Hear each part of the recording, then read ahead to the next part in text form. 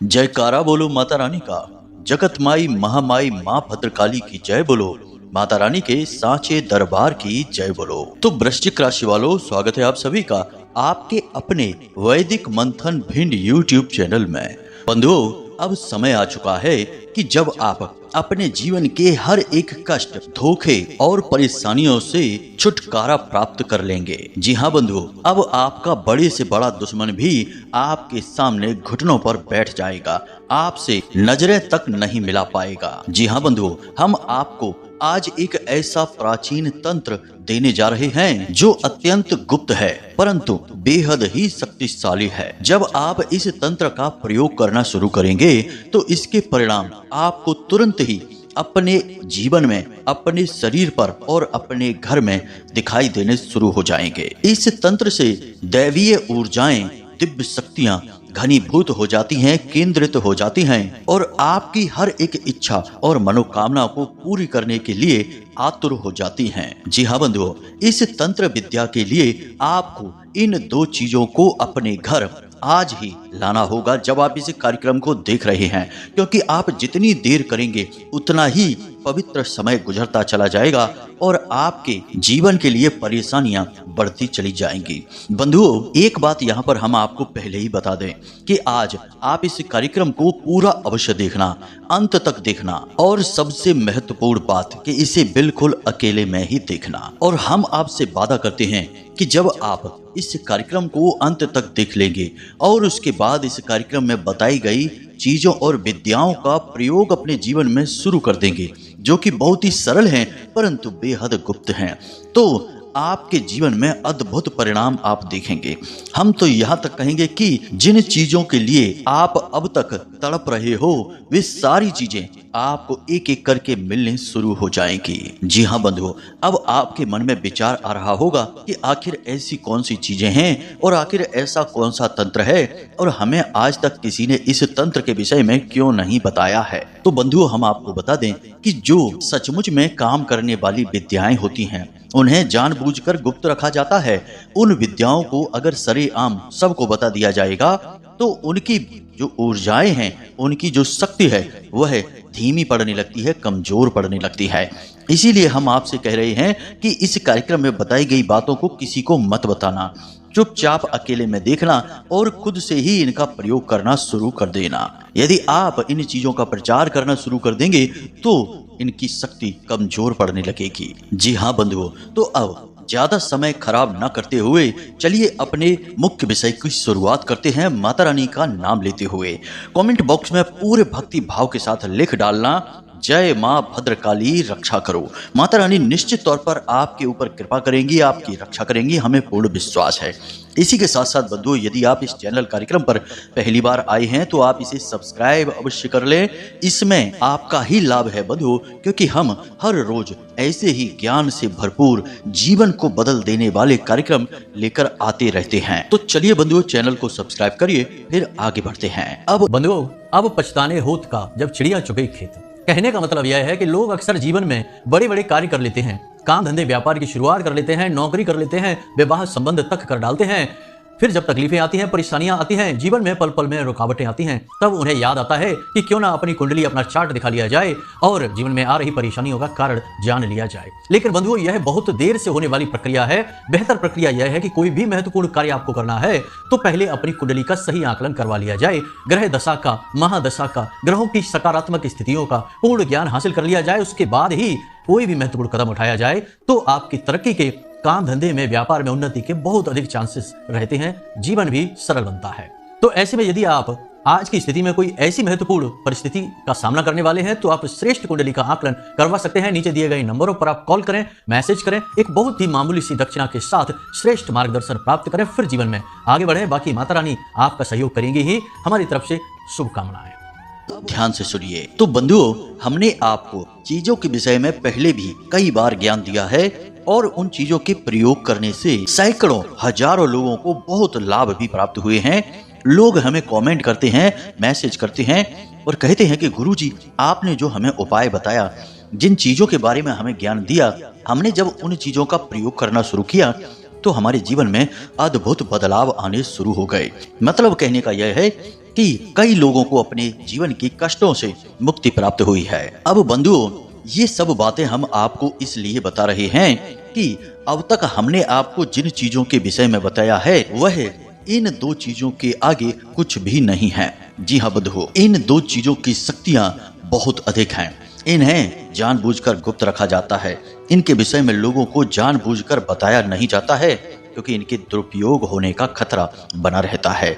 इन चीजों के विषय में पुराणों में देखने को कई बार आता है कि ये उपाय हमारे पुराने प्राचीन ऋषि मुनि राजा महाराजाओं को और राजकुमारों को इन चीजों के विषय में बताया करते थे और इन चीजों के प्रयोग से इन राजा महाराजाओं को बहुत सारी खुशियां प्राप्त होती थीं, बड़े बड़े राज्यों की विजय प्राप्त होती थी, धन दौलत और संपदा अकूत मात्रा में भर जाया करती थी, खजाने भरे रहा करते थे और सुंदर कन्याओं से उनका विवाह हो जाया करता था।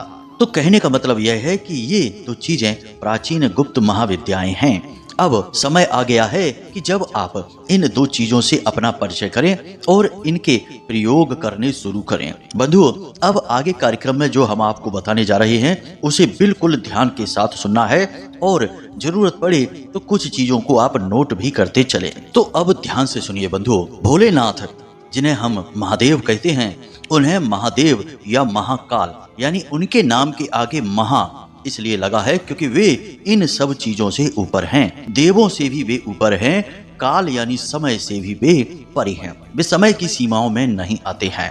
अब महादेव की एक विशेष खूबी है कि जब किसी के जीवन में हद से ज्यादा कष्ट लिखा रहता है और उन कष्टों को भोगते भोगते जातक परेशान हो जाता है, उसे कोई मार्ग नहीं दिखाई देता, तो वह महादेव की शरण में चला जाता है। और जब महादेव की शरण में वह जाता है तो महादेव उसके माथे पर लिखी हुई किस्मत की लकीरों को बदल डालते हैं। उसके भाग्य को पलटने की, उसकी किस्मत को बदल देने की और कष्ट की जगह उसके जीवन में, उसकी किस्मत में खुशियों को लिख देने की क्षमता, शक्ति, पराक्रम्य केवल भोलेनाथ के पास है, महादेव के पास है। इसी प्रकार पुराणों में एक कथा सुनने को मिलती है कि ब्रह्मा जी एक बार परेशान होकर भोले बाबा से मिलने उनके धाम पहुंचते हैं और जब उनके धाम पहुंचते हैं तो भोले बाबा आंख मूंद कर समाधि में बैठे थे। तो ब्रह्मा जी जब भोले बाबा के पास पहुंचे तो माता पार्वती ने उनसे पूछा कि क्या हुआ, आप इतने परेशान क्यों दिखाई दे रहे हैं।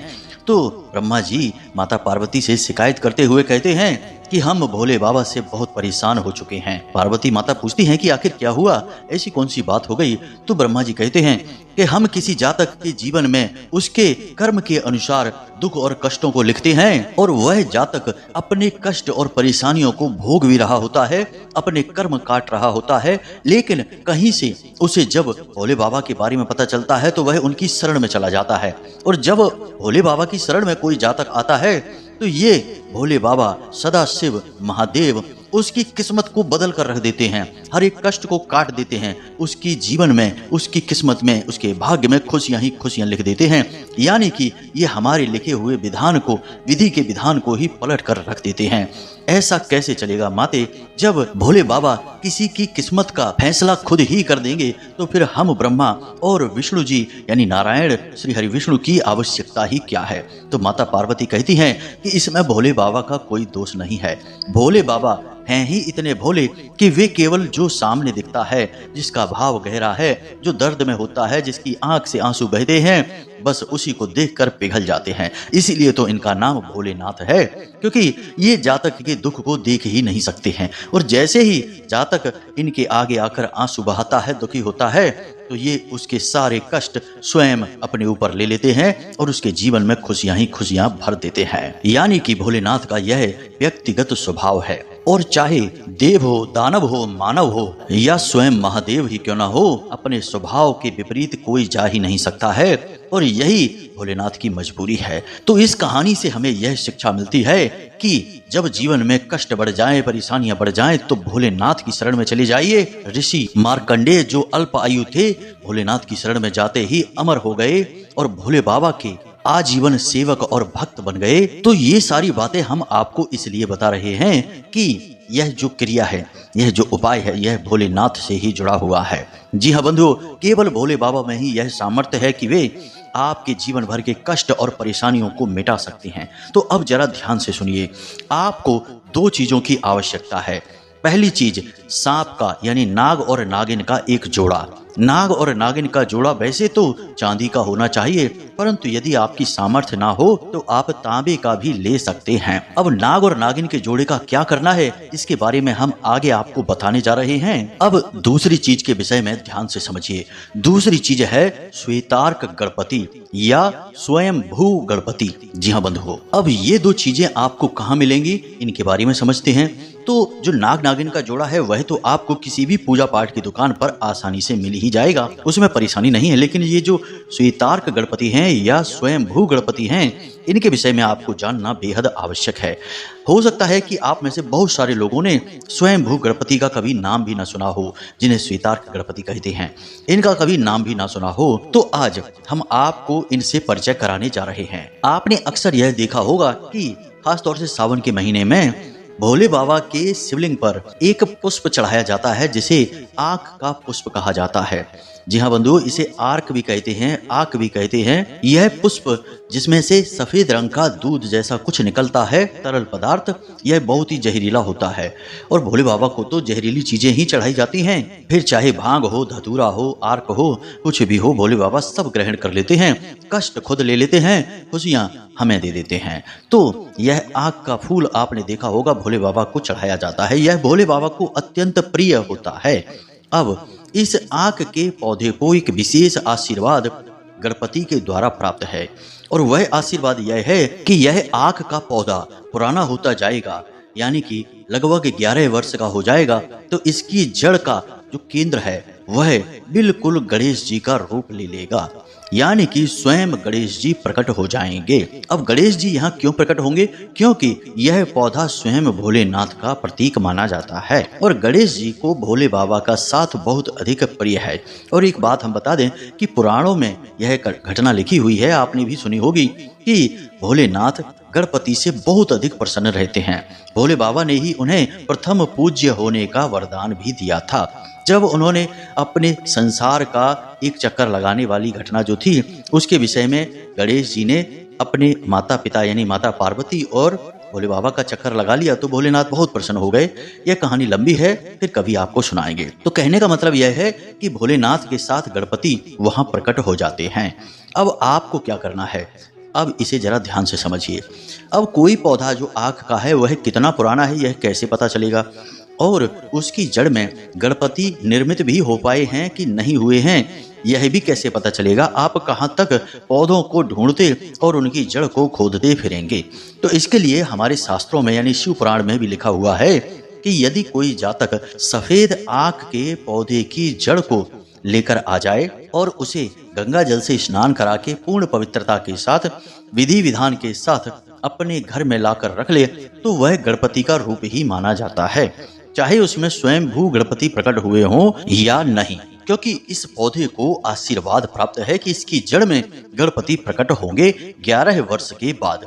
अब जब प्रकट होंगे तब तो वह गणपति का रूप बन ही जाएगा, लेकिन उससे पहले भी वह स्वयं भोलेनाथ और गणपति का प्रतीक ही माना जाता है। तो उम्मीद है कि यहाँ तक आपको बातें समझ में आ गई होंगी। नाग नागिन का एक जोड़ा और श्वेतार्क गणपति यानी स्वयं भू गणपति का प्रतीक आंख के पौधे की जड़।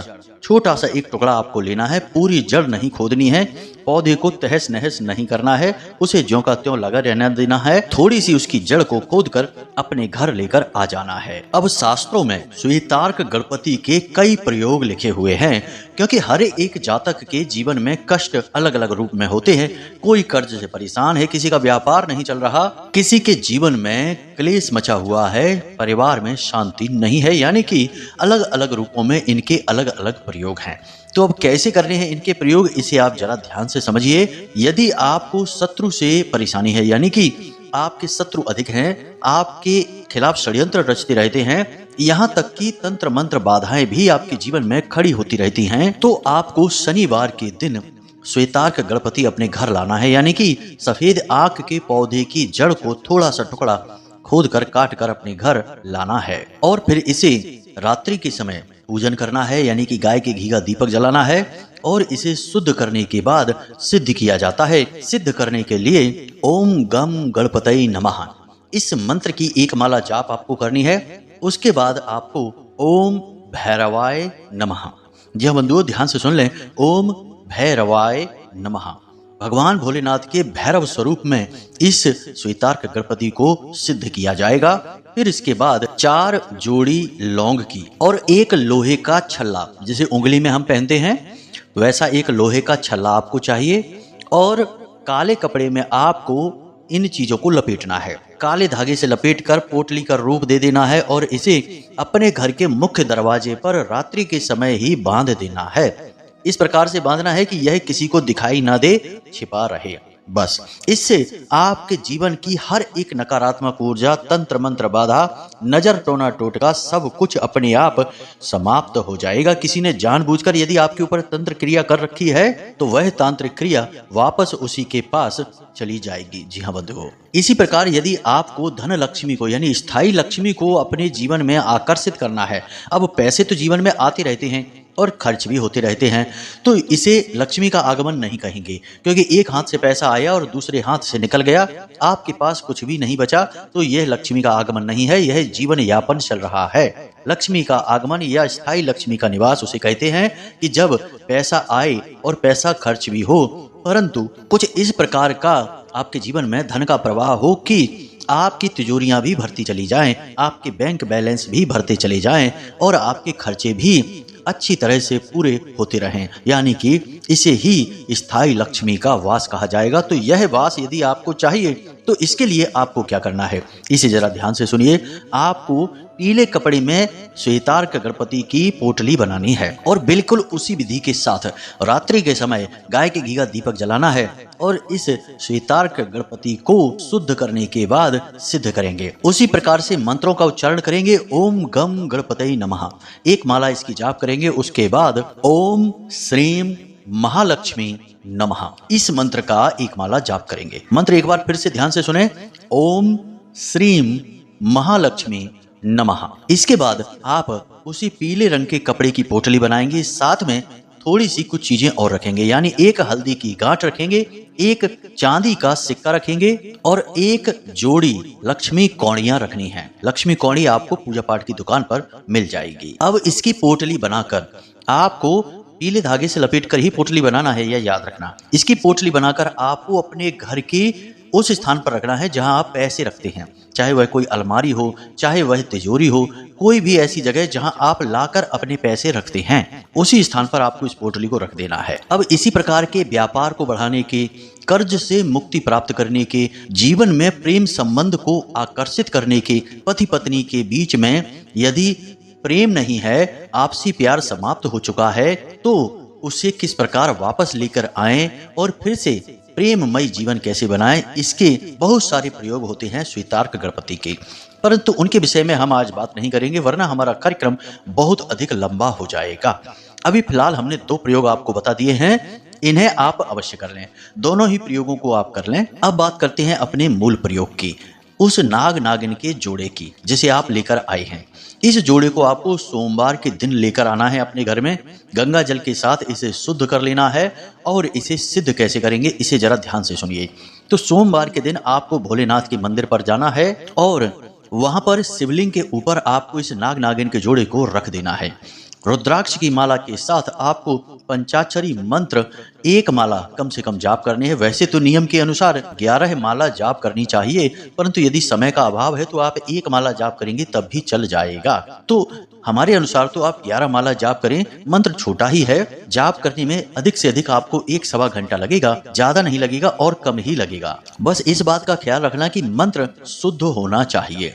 मंत्र पंचाक्षरी आप जानते ही हैं, ओम नमः शिवाय, इस प्रकार आपको शुद्ध उच्चारण करना है।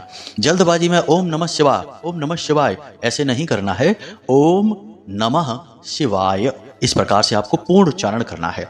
तो आप 11 माला जाप करें। उसके बाद जलाधारी से जो जल निकल रहा है उस जल को थोड़ा सा लोटे में अपने ले लें और उसी जल में आप इन नाग नागिन के जोड़े को भी डालकर रख दें। अब आप अपने घर वापस आ जाएं। आपके घर में एक कोना है जिसे हम ईशान कोण कहते हैं। ईशान यानी भोले बाबा, उनका ही नाम है। तो ईशान कोण में आप, यदि आपका घर कच्चा है, वह ईशान कोण कहाँ है आप जानते हैं? पूर्व दिशा और उत्तर दिशा के ठीक बीचों बीच के कोने को ईशान कोण कहते हैं।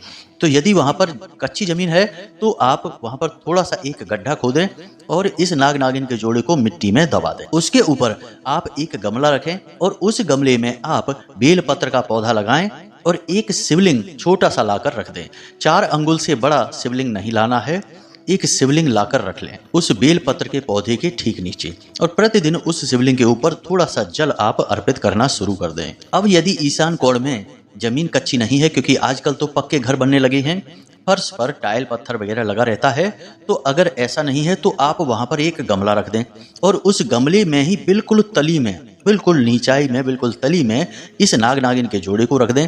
उसके ऊपर मिट्टी डालें, उसी के ऊपर आप यह बेलपत्र का पौधा लगाएं और उसी के ऊपर आप भोलेनाथ को स्थापित करते हैं। ऐसा भी कर सकते हैं, इसमें भी कोई समस्या नहीं है। अब कुछ लोग होंगे जो कहेंगे कि गुरुजी, हमारे घर में तो ईशान कोण में कोई कमरा पड़ता है, वहां पे तो प्रकाश की भी व्यवस्था नहीं है, तो वहां तो पौधा जीवित ही नहीं रह पाएगा, गमला भी नहीं रख सकते हैं, तो क्या करें? तो आपको 2 काम करने हैं। पहला कि ईशान कोण में यदि कोई कमरा पड़ता है तो उसे स्टोर रूम ना बनाएं, अपना बेडरूम ना बनाएं, उस कमरे को खाली रखें और हो सके तो उस कमरे को अपना पूजा घर बना लें, या बस यूं ही अपनी पढ़ाई लिखाई का या किसी और काम का, लेकिन 2-3 चीजें उसमें ना बनाएं। स्टोर रूम ना बनाएं, अपने घर का कबाड़ ना रखें, अपना बेडरूम ना बनाएं, अपना रसोई घर ना बनाएं, लेट और बाथ से जुड़े सामान वहां पर ना रखें और ना ही इस जगह पर ईशान कोण में लेट बाथ होने चाहिए। तो इन चीजों से आपको बचना है। कमरा है या जगह है तो उसे खाली रखें, साफ सुथरा रखें। अगर प्रकाश की व्यवस्था है तो फिर आप, हमने बता ही दिया है, इस क्रिया को करें। अगर प्रकाश की व्यवस्था नहीं है तब भी आप कमरे को खाली रखें, साफ सुथरा रखें और वहां पर बल्ब हमेशा 24 घंटे जलते रहना चाहिए। प्रकाश हमेशा वहां रहना ही चाहिए, चाहे आप बल्ब से प्रकाश लेकर आए फिर भी वहां प्रकाश हमेशा होना ही चाहिए। तो एक तो यह कार्य होगा जो आपको करना है। दूसरा कार्य यह है कि आपके घर की छत पर ईशान कोण जिस भी दिशा में पड़ता है, जिस तरफ पड़ता है, आप इस गमले को जिसमें नाग नागिन का जोड़ा रखा हुआ है, इस गमले को छत पर ईशान कोण में रख लें, तब भी वही फल आपको प्राप्त होगा। यदि आप जमीन पर नीचे रखते तो बात ही अलग थी, क्योंकि भूमि से आधार संपर्क हो जाता गमले का, परंतु आप छत पर भी रख देंगे तब भी कोई विशेष परेशानी नहीं है। तो इस प्रकार नाग नागिन के जोड़े को अपने घर में स्थापित कर लें। किसी भी प्रकार की नकारात्मक ऊर्जा, राहु केतु की परेशानी, शनि की परेशानी या फिर किसी भी अन्य प्रकार की परेशानी आपके जीवन में है, वह समाप्त होनी शुरू हो जाएगी। प्रतिदिन भोले बाबा को जल समर्पित आप करेंगे और हमने कहा ही था कि जिसके जीवन में चाहे किसी भी प्रकार का कष्ट क्यों ना हो, चाहे वह देवी देवताओं से कष्ट आ रहा हो, चाहे ग्रह नक्षत्रों से हो, चाहे किसी भी प्रकार की बाधा हो, एक बार जो भोले बाबा की शरण में चला गया, उसके जीवन के सारे कष्ट और परेशानी भोले बाबा स्वयं ग्रहण कर लेते हैं और उस जातक के जीवन में खुशियां और आनंद भर देते हैं, उसके भाग्य को ही पलट कर रख देते हैं। तो इस प्रकार से आपको इन क्रियाओं को करना है। इन क्रियाओं को करने के सारे विधि विधान हमने आपको समझा ही दिए हैं। कार्यक्रम को आप अच्छी तरह से समझ चुके हैं, देख चुके हैं। अब इन क्रियाओं को आप अपने जीवन में करिए और उसके बाद क्या परिणाम आपको प्राप्त होते हैं, उन्हें हमें कमेंट करके या फिर वीडियो में दिए गए नंबर के माध्यम से फोन करके अवश्य बताना है। क्योंकि बंधुओं, हम जो मेहनत करते हैं, जो क्रियाएं, जो उपाय आपको बताते हैं, वे अत्यंत सिद्ध होते हैं, अपने आप में ही महाशक्ति को लेकर चलते हैं और पूर्ण रूप से सात्विक होते हैं, यानी देवी देवताओं से जुड़े हुए होते हैं। तो हम तो जानते ही हैं कि ये क्रियाएं काम करती हैं, परंतु आपके मुख से सुनकर हमें बहुत गहरे आनंद की प्राप्ति होती है कि चलो हमारी मेहनत सफल हुई, माता रानी की जो हम भक्ति करते हैं वह भी हमारी सफल हो गई, क्योंकि जन सेवा में हमारा प्रयास काम कर रहा है। इस वजह से हम आपसे कहते हैं कि यदि आपके जीवन में जब सुधार आना शुरू हो जाए तो हमें एक बार बताना अवश्य, हमें बहुत अच्छा लगेगा। तो चलिए बंधुओं, आज के इस कार्यक्रम को यहीं पर समाप्त करते हैं। अब यदि कोई प्रश्न आपके मन में हो या कुंडली विश्लेषण कराना हो तो हमने वीडियो में नंबर दे रखा है, इस नंबर पर आप फोन कर सकते हैं। दिन में 10 बजे से लेकर शाम को 4 बजे के बीच में इसी समय फोन करें, क्योंकि इससे पहले और इससे बाद हम माता रानी की सेवा में रहते हैं तो आपसे बात नहीं हो पाएगी। तो उम्मीद करते हैं कि आप हमारी बातें समझ रहे हैं। अब आज के कार्यक्रम में हम आपसे विदा लेते हैं। हमेशा हंसते रहिए, मुस्कुराते रहिए, सकारात्मक रहिए और दिन में एक बार मंदिर अवश्य हो आइए, क्योंकि आपका उद्धार तो वहीं से होना है। तो प्रेम से बोलिए जय माई की, जय मां भद्रकाली, जय बाबा भोलेनाथ। आपका कल्याण होगा। धन्यवाद।